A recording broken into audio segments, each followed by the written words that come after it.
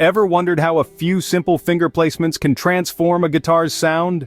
Today the spotlight shines on the G7 chord, a versatile and essential chord that adds a touch of bluesy tension and release to your playing. Imagine holding the guitar comfortably, the neck resting gently on your left hand if you're right-handed. To form the G7 chord, start with your index finger.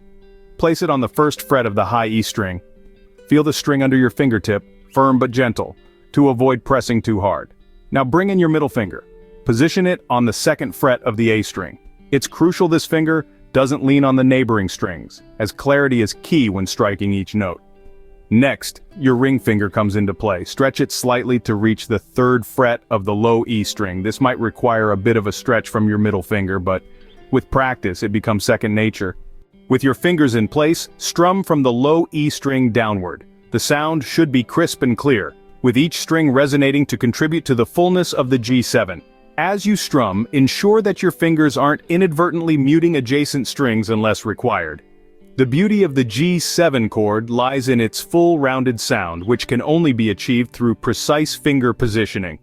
To recap, the G7 chord involves 3 key finger placements: index on the first fret of the high E string, middle on the second fret of the A string, and ring on the third fret of the low E string.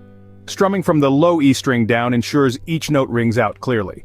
Practice is the bridge between learning and mastering. Each strum, each placement, and adjustment you make brings you closer to the effortless sound you seek.